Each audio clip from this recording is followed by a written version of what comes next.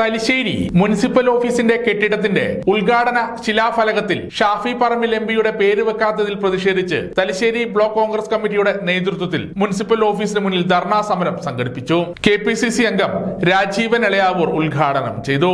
ഷാഫി പാർലമെന്റിലേക്ക് പോയത് പോയതല്ല. ഈ നാട്ടിലെ ജനാധിപത്യ വിശ്വാസികൾ അവരുടെ ജനാധിപത്യ അംഗീകാരം അത് ആർക്ക് നൽകണമെന്ന് തീരുമാനമെടുത്തതിന്റെ ഭാഗമായിട്ടാണ് ഷാഫി പറമ്പിൽ ഇന്ത്യയുടെ പാർലമെന്റിലേക്ക് വടകര പാർലമെന്റ് നിയോജകമണ്ഡലം തലശ്ശേരി ഉൾപ്പെടുന്ന വടകര പാർലമെന്റ് നിയോജകമണ്ഡലത്തെ പ്രതിദാനം ചെയ്ത് പാർലമെന്റ് അകത്തിരിക്കുന്നത്.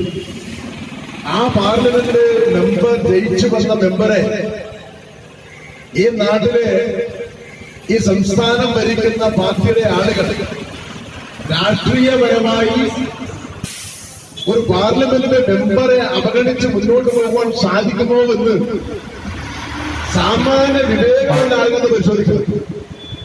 ഒരു പാർലമെന്റ് മെമ്പറെ നിങ്ങളൊരു ശിലാഫലകത്തിൽ പേര് വെക്കാതെ അത് ഗവൺമെന്റ് പ്രോട്ടോകോളാണ്. ഇവിടെ അദ്ദേഹം സൂചിപ്പിച്ചു, ഷാഫിക്ക് ജനങ്ങളുടെ മനസ്സിൽ ജീവിക്കാൻ ഒരു ശിലാഫലകത്തിൽ പേരൊന്നും ആവശ്യമില്ല. ഷാഫി പറമ്പിൽ എന്ന് പറയുന്ന നേതാവ് ആ നേതാവ് ഏറ്റെടുക്കുന്ന കാര്യങ്ങൾ അത് ഉത്തരവാദിത്തത്തോടെ പൂർത്തീകരിക്കുന്നുവെന്ന് ജനങ്ങൾക്ക് തിരിച്ചറിഞ്ഞതിന്റെ ഭാഗമായിട്ടാണ് വടകര പാർലമെന്റ് മത്സരിക്കുമ്പോ നിങ്ങൾ ഏതൊക്കെ രീതിയിലുള്ള ആളുകളെ തെറ്റിദ്ധരിപ്പിക്കാൻ വേണ്ടി എന്തൊക്കെ പ്രവർത്തനം നടത്താമെന്ന് ഗവേഷണം നടത്തിയ പാർട്ടിയാണ് മാർക്സിസ്റ്റ് പാർട്ടി.